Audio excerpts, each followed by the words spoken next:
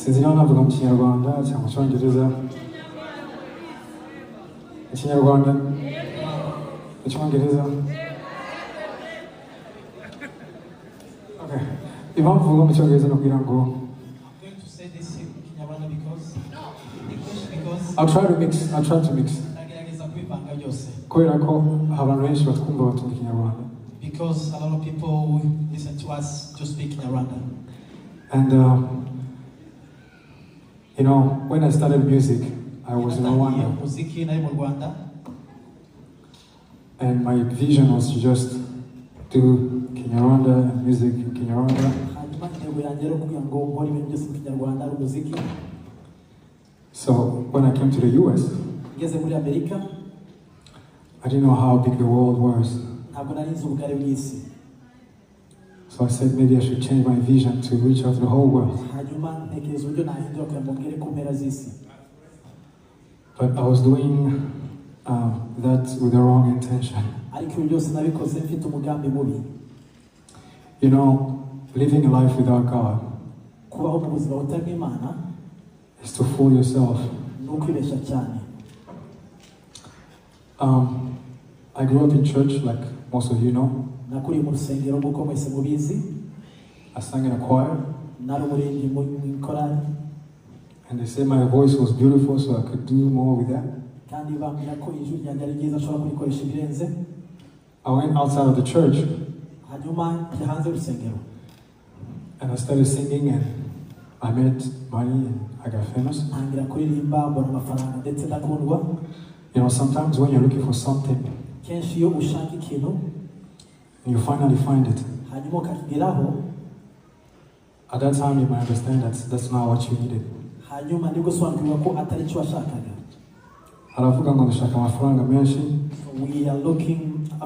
are running after money. Some are planning to finish their studies. Others are going to different businesses. But every time you reach the goal, you only want more. And at some point in my life, I was wondering, what am I looking for in life? Because everything I wanted, I was seeing it. And it was easy. I was making money easily. People say love me. You know, when you go in a big crowd, and people are singing your name, you might feel something about it. But there's also a personal life that nobody knows. Some people manage to suffocate that life and fake everything.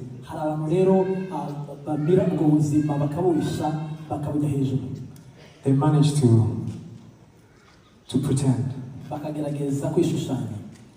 it really takes the grace of God to come out of that. I was in my room in Texas.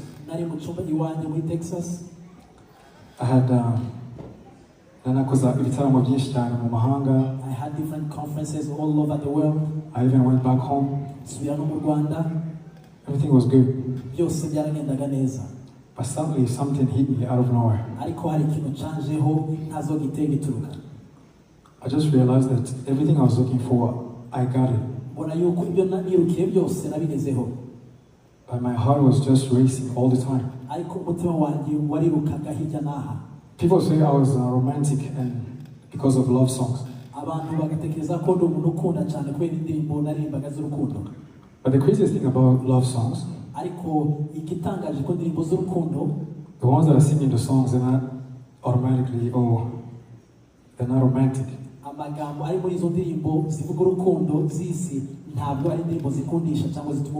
I had a girlfriend at the time. And she's my wife now.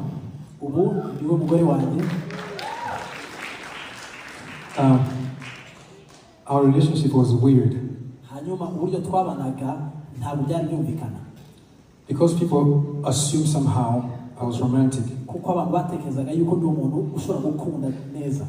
But the truth was I was selfish. ariko byukuri narikundaga nikuriragaho. You see, in a relationship, mu mibanire y'abakundana, you might say you're in love, ushobora kuvuga kuri mu rukundo, but it only takes a little bit of frustration. bisaba gusa akantu gato kaguhungabanya, You realize you're not in love. ugasanga yuko udakunda. So that kind of love is fake. Urwo rukundo rero ni urwo kukwishushanya. I don't care how much you think you love. Ntarebye uko bingana kose. It's just, it takes one person to make you mad, you know. bisaba gusa umuntu umwe gusa kugira ngo akurakaze. So that kind of love is centered in selfishness. Urwo rukundo rurikunda rurikururira. So when I met my wife, I tricked her into me being a cool guy and, you know, romantic and all that. Muye waje kuba umugore wanjye namwerekaga yuko ndi umuntu mwiza, umeze neza, utagoye. She didn't even know I was famous in my country, you know. Nari umuntu wamamaye cyane mu gihugu cyacu. I got no idea. She didn't know She didn't know that. So when she got to know it, abimenye rero she realized it was a problem. yasanze harimo akabazo. You know, if you go to a concert ugiye muri concert and you have a wife ufite umugore and she sees that every girl is looking for you, hanyuma akabona umukobwa wese niwe ashaka kwegera, it can make you very insecure. bishobora kumva adafite umutekano. So we started having weird relationships, like in a way that she was supposed to be doing something, then I'm happy. If she doesn't do it, I'm not happy. We had so many fights, unnecessary fights.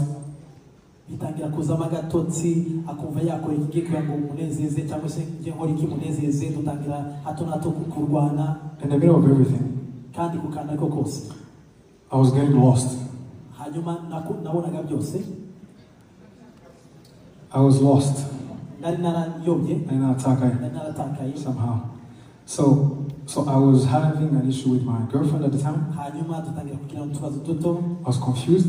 ndacanganyikirwa. I didn't know where I was going with life.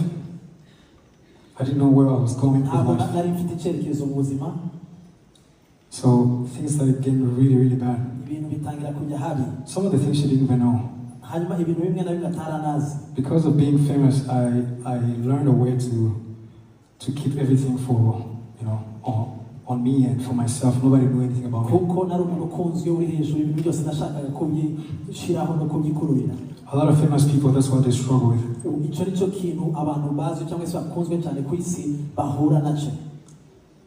And narabyumvise nkiri mutoya. I heard this while I was still young, Kujya bibaho, that this happens among young famous people, but I can't ignore it. ariko byari bitanashikira. So that thing happened to me too. Ibyo nabyo byaranashikiye rero icyo gihe. I was in Belgium one day, in Brussels. Ndi muri Brussels, Belgium. I had a concert. Nari mfite concert. The whole thing was packed. Isali yari yuzuye. We had a great concert. Tugira concert nziza. I went back in my room. Nsubiye mu cyumba cyanjye. I had never felt so empty in my life. Ntabwo nigeze numva numvise ncagase muri njyewe. What I'm talking about, you might not relate. Ibi ngibi wenda ushobora kuba atari ibintu wumva bikwerekeye. But I pray to God that you are convinced. Ariko ndasenga cyane kugira ngo uze kumva kubyakira. You know, people who will go to hell, abantu bajya kuzimu, it's not because they didn't hear these things. suko batumvise ibi bintu. It's because they didn't believe it. Nuko batabyizeye. Have you ever had a close, maybe like your mom or your father or your sister who passed away? Wari wagira umuntu mwegeranye cyane cyangwa umubyeyi, papa, mama, uvukana watambutse? Sometimes it's not something you thought about that they would go, you know? Kenshi na kenshi n'ibintu tudatekereza yuko umunsi umwe ashobora kudukurwamo. But when they go, ariko iyo bagiye, you're almost shocked. urikanga. So the question is like, did you think they were going to live forever? Ese wibazaga yuko bazaho iteka? The difference is because you just don't believe it. You don't. Nuko gusa utabyizera ko bishobora kuba. Your heart is not convicted about those things. Umutima wawe ntabwo wizeye ko byagushikira. Unless the reality of God is deep in your heart, keretse gusa ukuri kw'Imana kuzuye mu mutima wawe, you keep forcing these things. uzakomeza ubigishakemo. But you don't have to hit rock bottom for you to change your mind. Ariko ibi ntabwo bigusaba gukora ibidashobora kugira ngo ube convinced. Some people receive it, some people don't. Hari abantu babyakira neza batabyakira. And it's okay. Kandi ni sawa. There's nowhere in the Bible